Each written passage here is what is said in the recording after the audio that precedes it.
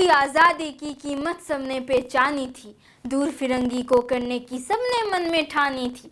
चमक उठी सन 57 में वो तलवार पुरानी थी, बूंदे लेहर बोलों के मुंह हमने सुनी कहानी थी। खूब लड़ी मर्दानी वो तो झांसी वाली रानी थी। इन्हीं खूबसूरत कवितांशों के साथ मैं अन्वेषा दास, इस्पात अंग्रेजी माध्यम स्कूल की 10वीं श्रेणी की छात्रा, आज हमारे राष्ट्र के गौरव, अद्भुत साहस और शौर्य की प्रतिमूर्ति रानी लक्ष्मीबाई के बारे में अपनी विचार साझा करना चाहूंगी।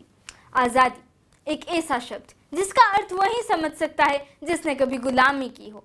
यूं तो हमारे देश में आजादी की लौ 1857 में ही शुरू हो चुका था, जो कि वर्षाल बन के 1947 को हमारे देश को आजादी दिलाई थी। परंतु यह बिल्कुल भी पहली बार नहीं हुआ था कि हमारा देश किसी विदेशी साम्राज्य के द्वारा शासित हुआ था।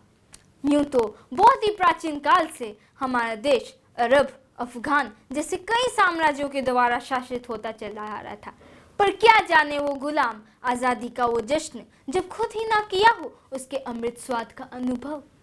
ये बात है सन 57 की, जब ये मोहब्बत की भूमि रक्त भूमि में परिवर्तित हो चुका था।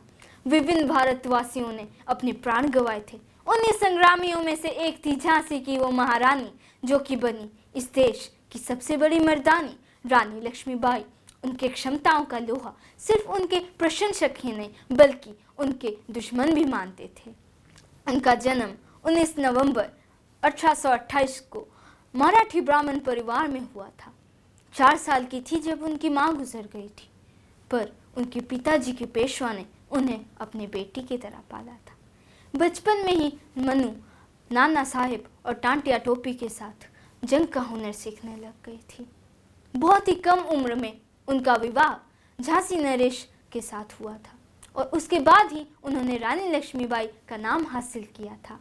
1851 में उन्होंने अपने पुत्र दामोदर राव को जन्म दिया था, पर कुंवर 4 महीने से अधिक जी नहीं पाए। पुत्र के मृत्यु के साथ मनु का सौभाग्य ही उसका साथ छोड़कर चला गया। झांसी के नरेश के देहांत होते ही अंग्रेजों ने झांसी की बदकिस्मती का फायदा उठा के उसे अपने काबू में रखने की साजिश रचना शुरू कर दी थी। परंतु रानी लक्ष्मीबाई ने पहले से ही उनकी हालत पतली कर चुकी थी। सभी बागियों के बीच वही मर्द थी। रानी लक्ष्मीबाई 7 दिन तक वीरतापूर्वक झांसी की सुरक्षा की।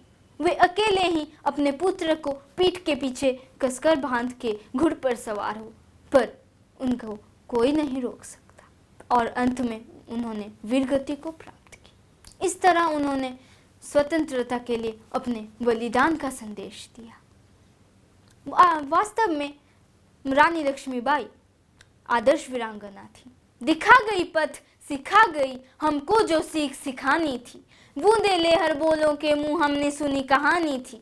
खूब लड़ी मर्दानी वो तो झांसी वाली रानी थी। धन्यवाद।